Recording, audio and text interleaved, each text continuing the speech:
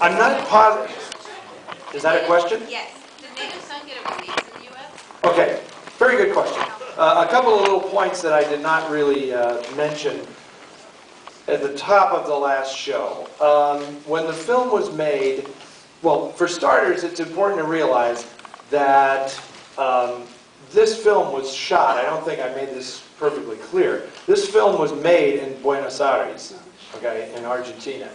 And except for a small number of second unit location shots that were done illegally in Chicago, most of the film was actually shot, exteriors and studio sets and things, in Buenos Aires.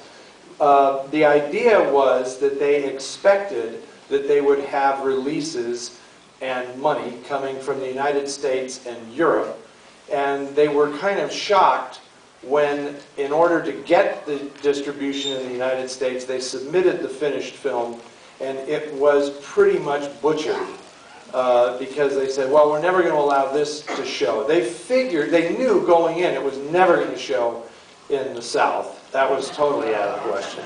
But they figured they'd get releases in some of the major metropolitan markets. But the cut that the distributor made of the film was so egregious, essentially taking out every bit of physicality between Gene Wallace and Richard Wright, so that nothing was left to explain what actually happened. She's not in any way provocative towards him. You never see her touching his hand. All of that stuff was cut out of the film. All of this stuff about the aftermath where he is accused of raping her, all of that was just cut out of the film entirely. All the references from the white cast about the nigger this and the nigger that, all cut out of the film because it was felt to be kind of incendiary. And of course, when all that's done, what's really left of the film that makes it about what it's about, right? So they were very disheartened by that, and especially disheartened that the European distributor decided to just go along with the American cut of the film. So they never actually got anything approximating the finished film that they actually wanted. And Richard Wright was very, very disappointed by this and just kind of abandoned the whole thing and put it behind him and pretended that it never actually happened. And for these many decades now, it has been virtually a lost film.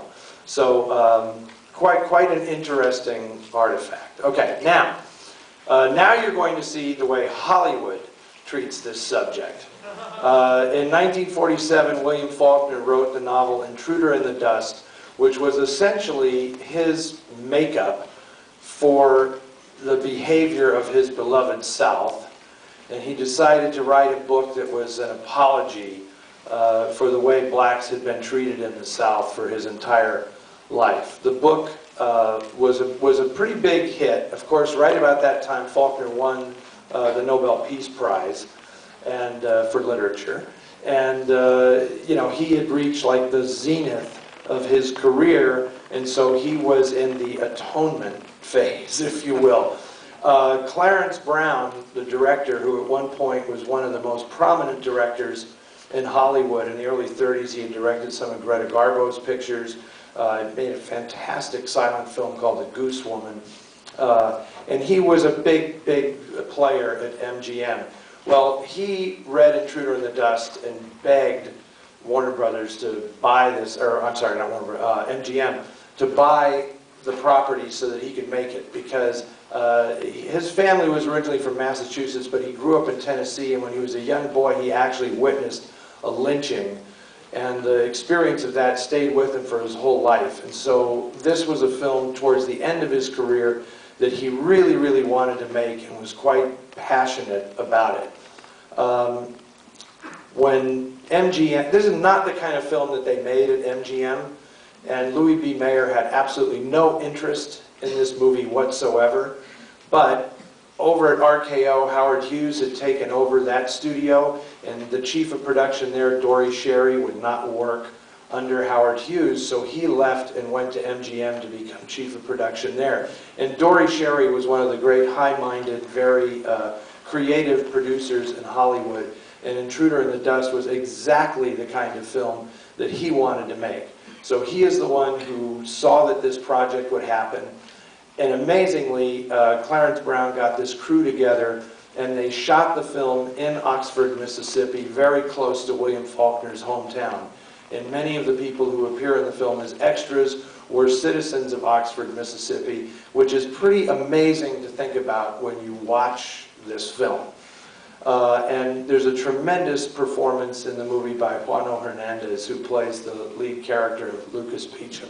And Juano Hernandez was a really amazing character, not an African-American, but a Puerto Rican, and had an amazing life story. He was a boxer and an acrobat, and came from Puerto Rico and moved to New York when he was younger, and just did everything.